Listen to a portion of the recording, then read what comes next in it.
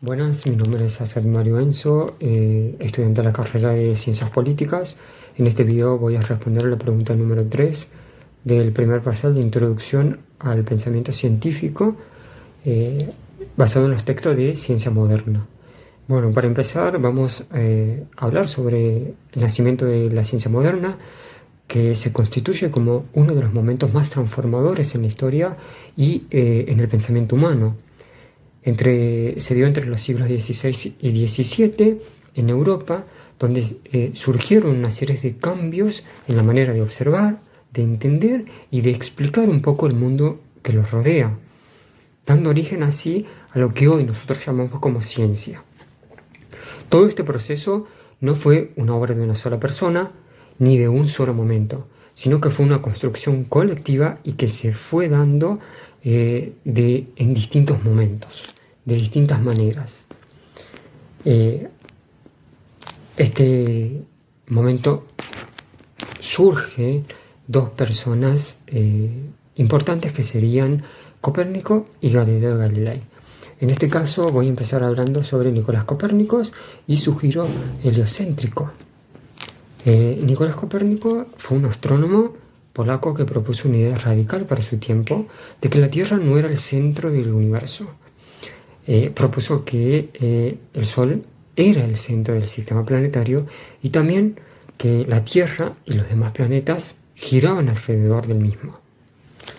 Aunque esta teoría ya había sido tocada anteriormente en la antigüedad, Copérnico la recuperó y volvió a hacer estudios un poco más rigurosos sobre esto, llegando a la propuesta de que no solo desplazaba a la Tierra como centro del universo, sino que también desafiaba la autoridad de la tradición, mostrando que el conocimiento podía transformarse mediante la observación y el razonamiento matemático. Qué importante. Luego aparece Galileo Galilei con su observación sistemática. Galileo Galilei fue un físico, matemático, astrónomo y uno de los grandes exponentes del nacimiento de la ciencia moderna. A diferencia de Copérnico, Galilei propuso un modelo teórico sin observación empíricas directas. Galileo introdujo el telescopio, esto como una herramienta para comprobar hipótesis. Gracias al telescopio, Galileo observó que primero la Luna tenía montañas y cráteres desmintiendo su supuesta perfección. Luego que Júpiter tenía lunas que giraban a su alrededor, demostrando que no todo giraba en torno a la Tierra. Y que Venus mostraba fases similares a la Luna, lo cual era incompatible con el modelo geocéntrico.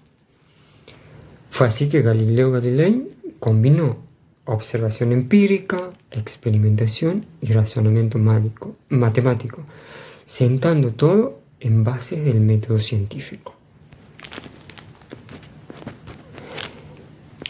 Bien, luego de hacer la introducción a esto, vamos a mencionar algunos puntos que tenían en común Galileo Galilei y Copérnico. Más allá de que cada uno tendría sus diferencias, ambos comparten varios elementos fundamentales que definen el espíritu de la ciencia moderna.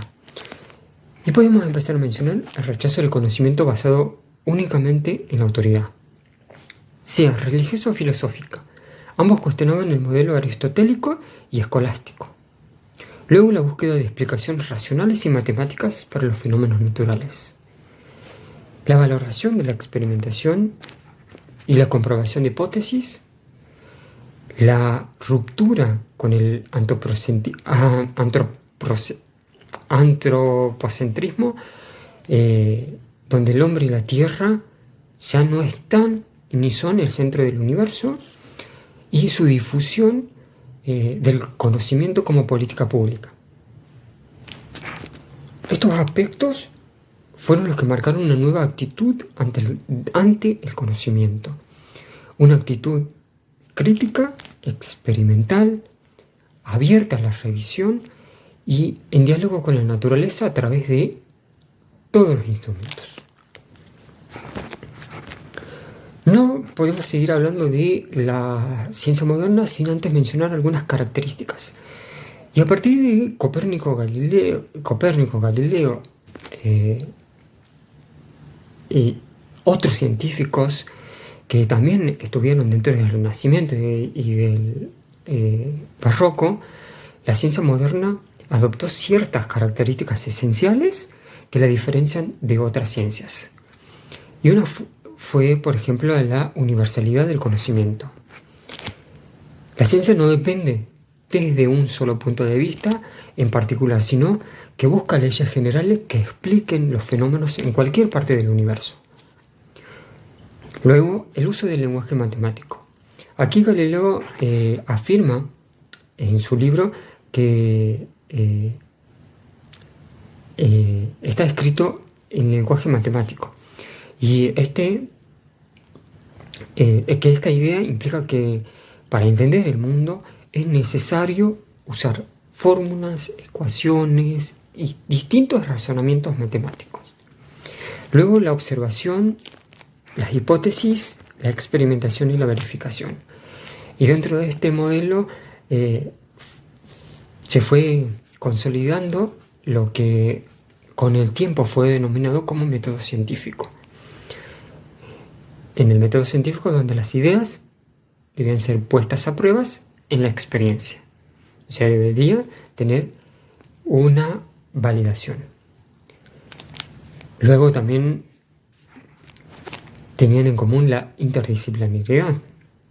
La nueva ciencia no se limitó a un solo campo, sino que estuvo involucrada la física, la astronomía, la matemática, la óptica, la biología y otras disciplinas que comenzaron a interconectarse entre sí y a darle sentido a esta ciencia. Y también la acumulación de conocimientos. La ciencia moderna rompe con la idea de que de distintas verdades eternas. Los conocimientos se acumulan, se corrigen, se superan y a su vez se amplían dentro de un proceso que es continuo.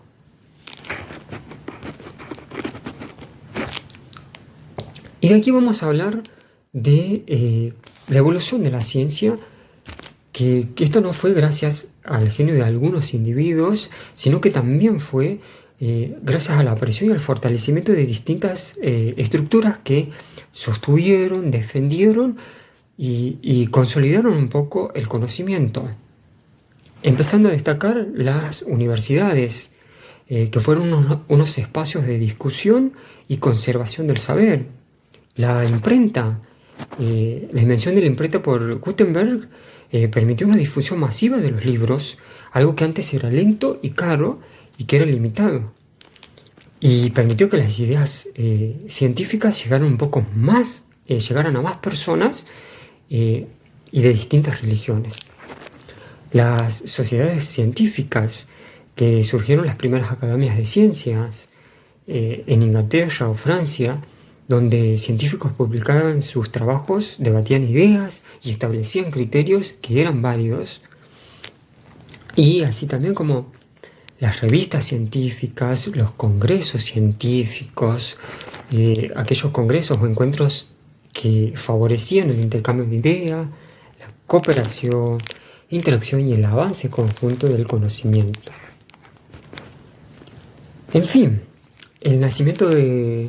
podemos decir que el nacimiento de la ciencia moderna no fue un hecho aislado, fue un proceso histórico complejo, donde hubo cambios en instituciones, en miradas y en formas de abordar lo que sería la ciencia y todos los elementos que se fueron ingresando a partir de esta.